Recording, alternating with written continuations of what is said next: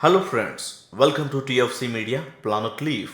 Friends, మనకు తెలుపబడిన చరిత్రలో ఎంతోమంది మేధావులు, చరిత్రకారులు, ఉద్యమకారులు, హీరోయిజాన్ని చూపిన వారు చాలామంది గురించి తెలుసుకున్నాం.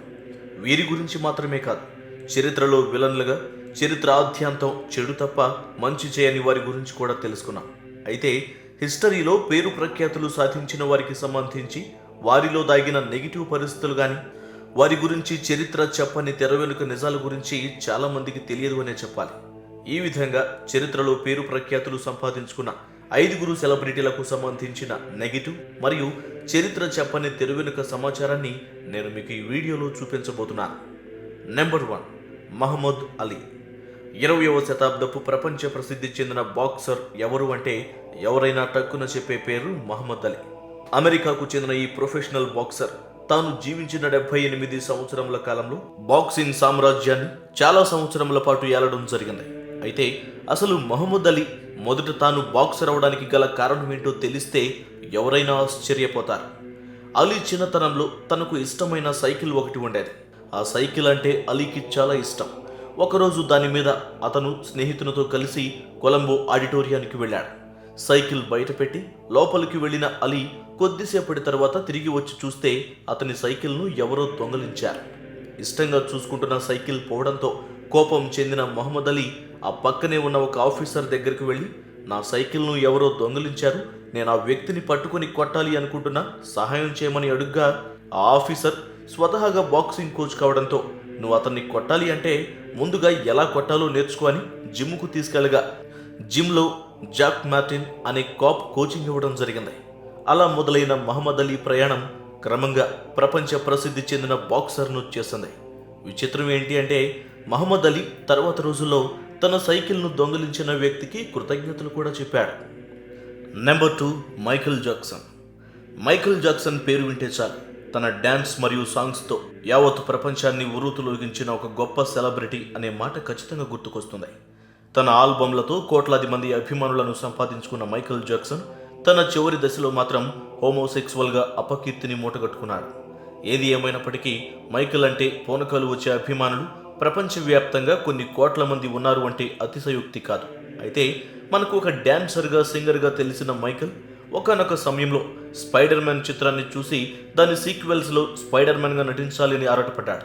అందులో భాగంగా 1990వ సంవత్సరంలో స్పైడర్ మ్యాన్ చిత్ర సీక్వెల్ హక్కులను పొందేందుకు గాను ఆ సినిమా డైరెక్టర్ స్టాన్లీని సంప్రదించి విషయాన్ని తెలుపగా, అందుకు సినిమా హక్కులను కలిగిన సూపర్ హీరో మార్వెల్ సంస్థ వద్దకు వెళ్లిన స్టాన్లీ మైకేల్ స్పైడర్ మ్యాన్గా నటించేందుకు గాను ఆసక్తిగా ఉన్నాడు అని చెప్పాడు. అదే క్రమంలో అతను బాగా చేయొచ్చేమో కానీ స్పైడర్ మ్యాన్గా టోబే మ్యాగ్యూర్ను మాత్రం మించలేడు అని షాక్ ఇచ్చాడు. అంతేకాదు, అతనికి సినిమా బిజినెస్కు సంబంధించి అవగాహన లేనందున ఇబ్బందులు తప్పవు అని చెప్పడంతో ఆ సంస్థ మైకేల్ అభిప్రాయాన్ని తిరస్కరించింది. అయితే మైకేల్ కోరిక అంతటితో ఆగకుండా ఎక్స్మెన్గా నటించాలనే ఉద్దేశంతో ప్రొఫెసర్ ఎక్స్గా నటించేందుకు గాను ఎక్స్మెన్ నిర్మాతలను సంప్రదించగా వారు కూడా అందుకు తిరస్కరించారు. ఈ విధంగా ప్రపంచవ్యాప్తంగా గుర్తింపు ఉన్నప్పటికీ మైకేల్కు ఇలాంటి తిప్పలు తప్పలేదు. Number 3, Thomas Alva Edison. అంధకారంలో అల్లాడుతున్న ప్రపంచానికి విద్యుత్ బల్బును కనిపెట్టి వెలుగును అందించిన మహనీయుడు థామస్ అల్వా ఎడిసన్. ఎడిసన్ ఒక్క బల్బునే కాదు, gramophone, electric pen, motion pixel camera ఇలా చాలా వస్తువులను కనిపెట్టాడు. అయితే ఇందులో చెప్పుకోవలసిన ముఖ్యమైన విషయం ఏంటి అంటే విద్యుత్ బల్బుతో వెలుగునిచ్చిన ఎడిసన్ జీవితంలో చీకటి కోణం కూడా ఉంది అనే విషయం తెలుసుకోవాలి. అమెరికా ఎలక్ట్రికల్ గ్రౌండ్ వర్క్కు సంబంధించి ఎడిసన్ అలాగే నికోలా టెస్లా వివిధ పద్ధతులు కనిపెట్టగా తాను కనిపెట్టిన పద్ధతి మాత్రమే ఆమోదయోగ్యమైనది మరియు క్షేమకరమని, నికోలా టెస్లా పద్ధతి క్షేమకరం కాదని చెప్పి దానిని ప్రూవ్ చేసేందుకు గాను ఒక క్రూరమైన పద్ధతిని చేపట్టాడు. కోనీ ఐలాండ్లోని బాగా బలిసిన టాప్సీ అనే ఏనుగును తీసుకొచ్చి దాన్ని విద్యుత్తు ద్వారా తాను చెప్పిన పద్ధతిలో నిలబెట్టి విద్యుత్తును పంపి క్షణాల్లో మసైపోయేలా చేశాడు. ఇక్కడ ఆశ్చర్యపరిచే విషయం ఏంటి అంటే ఆ కాల్చివేసే దృశ్యాలను వీడియో కూడా తీశారు. ఒక్క ఏనుగునే కాదు, తన ప్రయోగాలు విజయవంతమని నిరూపించుకునేందుకు గాను కొన్ని వందల సంఖ్యలో పిల్లులు, ఎలుకలను తన విద్యుత్ ప్రయోగాలకు బలి చేశాడు. Number 4, Charlie Chaplin.